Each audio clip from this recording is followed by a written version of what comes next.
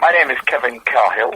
I'm a journalist, and for some time I was the deputy editor of the Sunday Times Rich List. So, what period was that, and who were you working with? I was working with Philip Beresford, and that was I was at the start of the Rich List, the first three issues. Yeah, which year? What years? 1989, 90 and 91. Yeah, I do. I mean, it's funny, isn't it? Because this is the period I was at the BBC as well in London, and I was watching journalism turning round, so various good people being elbowed out, and nepotism bringing all sorts of completely inappropriate people from the world of advertising and things like that into doing editorial roles. But anyway, I think it's a good idea to start by looking at how the Rich List has changed and who might not be appearing on there that should be. Yeah.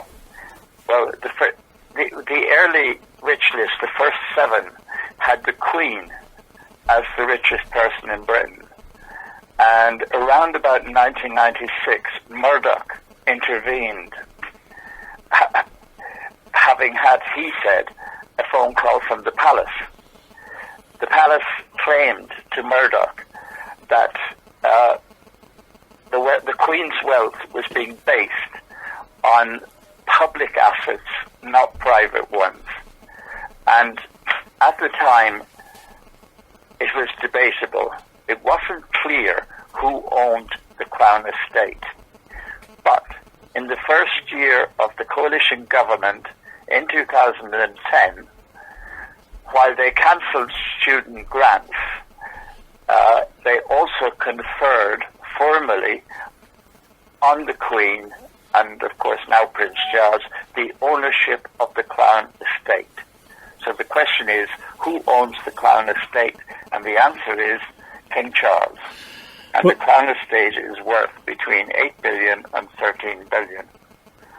Right. Well, there is also the matter of freedom of information requests, because royalty seems to exist in this kind of bubble.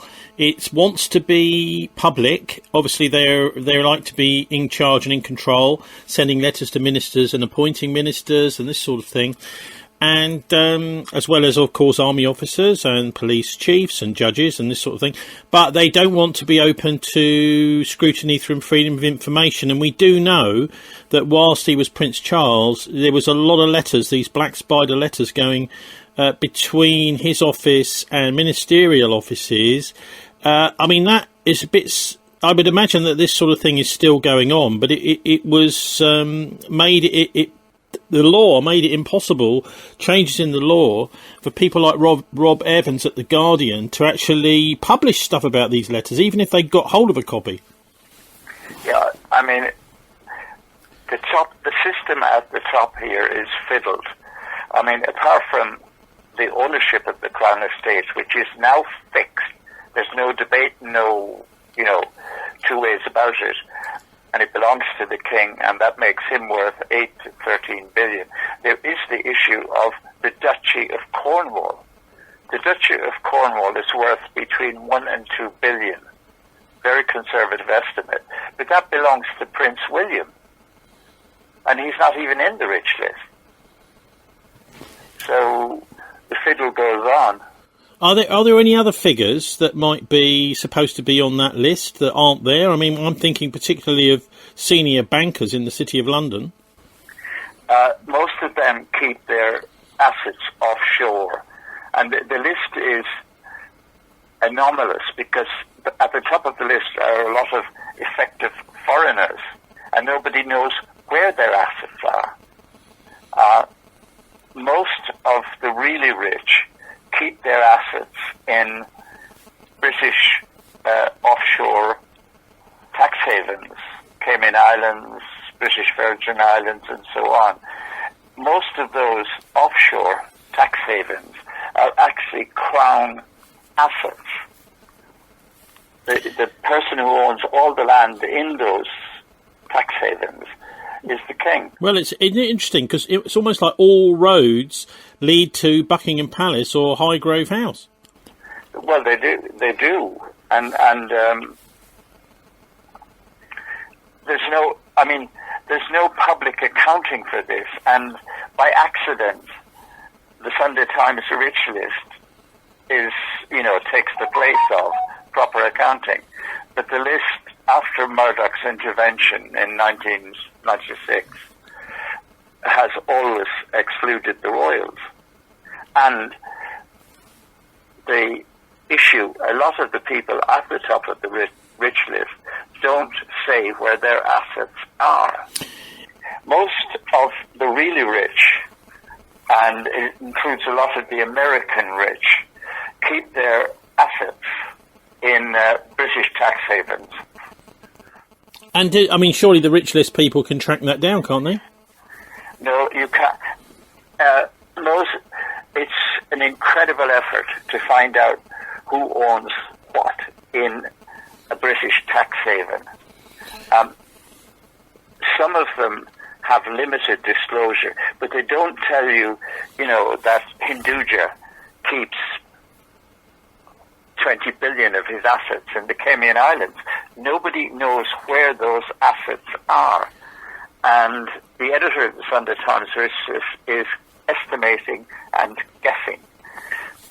The cost of trying to establish where the assets are, well, they don't have a budget anymore. Well, look, okay, so the whole thing it sounds like a bit of a fiction. Yeah, I got away with it because I was looking at funny, odd things, land, which was extremely difficult to establish in those days, and I was looking at the tax havens. But the cost of doing one tax haven, which was where the Guinness money was, it took months, cost a fortune. The Guinness family keep their assets in Switzerland. And, one of them is the Duke of Ives mentioned in the rich list further down. But there's no indication of where his assets are held. Yeah, well, it seems to me there needs to be a specific note attached to the rich list in big purple letters saying, well, this is just a guesstimate.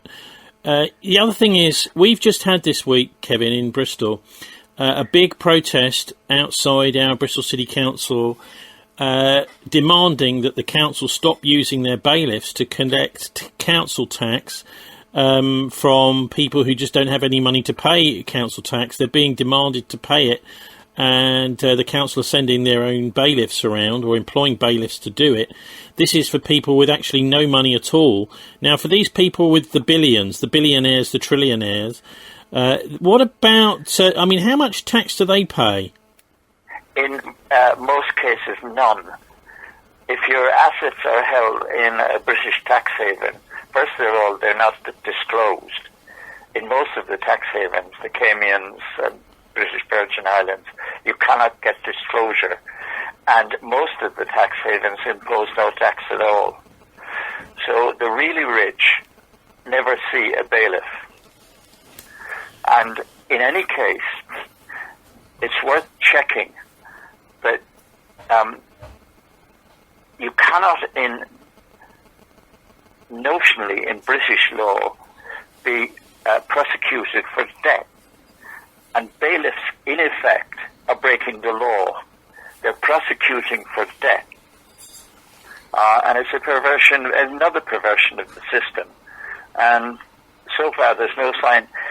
The Inland Revenue told me a couple of months ago that the total losses to the United Kingdom by just 4 companies, Microsoft, Google, Apple, and Facebook Meta, to a dodge they use. They're using the Republic of Ireland as a tax dodge.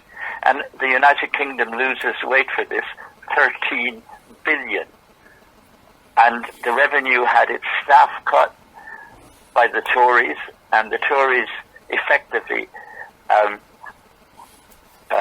handicapped the Inland Revenue and didn't let them investigate the what's called the Irish double dip. Well, it almost sounds medieval. It's like time for the Robin Hood and the super rich, the king, the government are like kind of the Sheriff of Nottingham. But he does appear, doesn't he, this year in the rich list, King Charles, and he's doing quite well. But again, it's a guess. The private kind of shares and things of the king are not known. It's a guess estimate.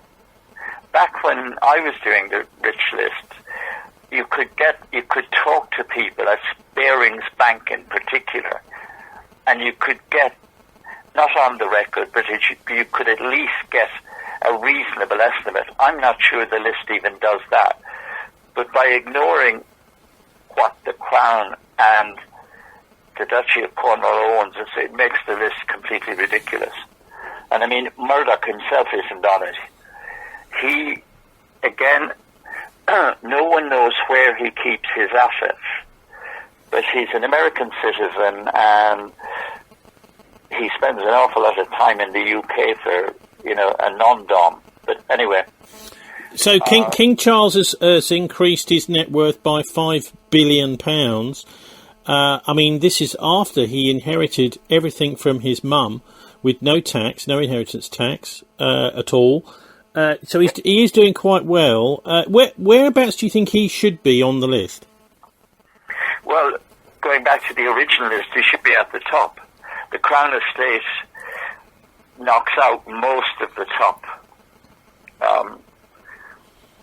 people on the list, and I think it's quite suspicious that all the people, or most of the people at the top of the list, are effective. Nobody knows where they live. Right, they're sort of like dual citizens or triple country passports. That sort of thing. Passports a la carte. Which one is it today? The Cayman Islands, the British Virgin Islands. So Charles is on 13 billion at the moment. If you add the Crown Estate to that, how much do you think he's really worth? No, the Crown Estate brings him up to 13 Oh, does it? Okay. It does, yeah. Right. But the ownership of the Crown Estate was fixed by the same government that cancelled student grants. Well, Charles will say that the Crown Estate is just held in trust for the country, not just his personal property. That is simply not true. The coalition government, I'm not sure they actually passed it through Parliament, but they made a bit like Trump's presidential decrees. They simply announced that the Crown Estate was now the property of the royal family. So there's nothing to kind of debate. How much is the Crown Estate worth? That's the minimum value King Charles is worth. How much is the Duchy of Cornwall worth? That's the minimum that the Prince of Wales is worth. And I don't think he's even on the list. So what can we do about all this? Well, your good folks up in Bristol beating down the doors about bailiffs beating up the poor unlawfully. I'm reasonably certain that proper interpretation of British law about being imprisoned for debt would stop the bailiffs. Because what they're doing, in effect, is convicting you of debt when you have no money. And you can't do that under our constitution, the unwritten one. And you can't do that under the European Convention of Human Rights. Now, have you noticed who's trying to kill the European Convention of Human Rights? We've got something like 700 people living in vans here on the Downs in Bristol. It's starting to make the national news. There is a definite housing crisis. It's caused in lots of different ways, largely by the almost inexorable rise of rents and landlords who are saying, well, if you can't pay it, I know someone else who can. Evictions on the rise. And also, of course, you've got the added pressure of the 750,000 or so migrants into the country every year, keeping that housing bubble pumped up. Maybe you could just tell listeners a bit about your books, what the titles of them are, and how to follow your work. Well, the simplest way to follow the work is to insist that the land registry brings itself up to date and says who owns the big estates. And Parliament needs to pass a law saying it doesn't matter if the estate is allegedly owned in the British Virgin Islands or Cayman Islands or Switzerland. You pay your tax here. And, you know, when the person in charge of the estate dies, they pay their inheritance tax in Britain on the whole estate. But it's a long-term problem and it's not going to be solved quickly. Can you just give us the titles of your various books, please? Oh, yeah. The first one was Who Owns Britain? That was the first time ever that the second doomsday was brought back into the public realm. The next one was Who Owns the World? Which, even if I say it was the first such book ever attempted. And it was a miracle it ever got published. And what was the third one was Who Owns Ireland? And again, it's only when I was writing the book I noticed it, that all the big landowners in Ireland were, or most of them, were living in England on the rents, and the majority were old Etonians. There's a problem with Eton, the school. Well, I mean, it sounds almost like nothing's much has changed since the time of the Irish famine. The Irish famine was critical.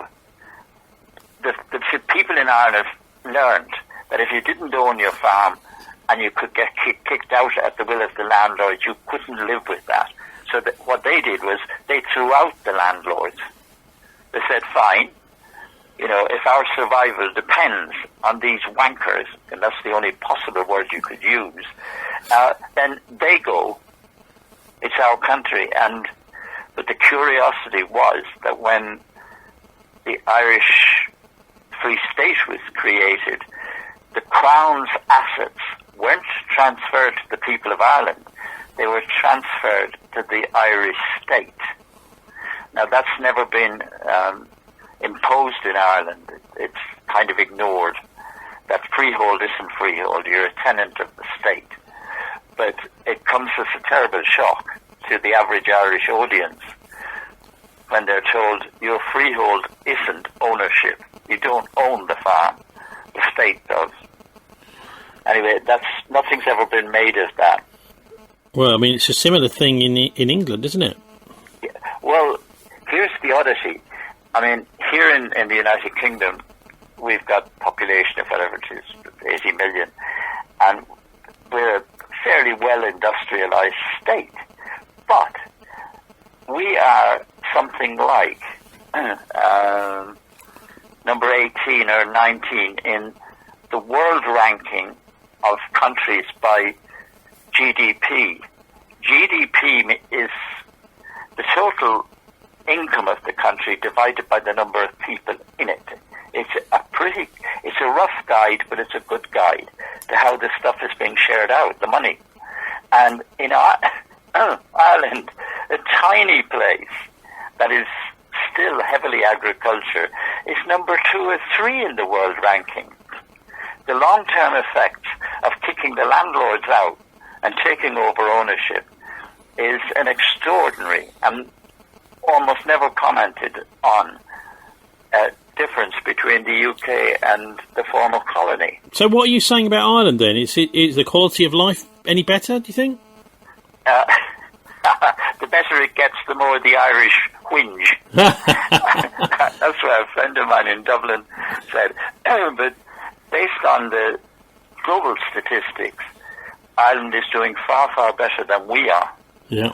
Kevin Cahill, thanks very much for joining us. Cheers, Tony.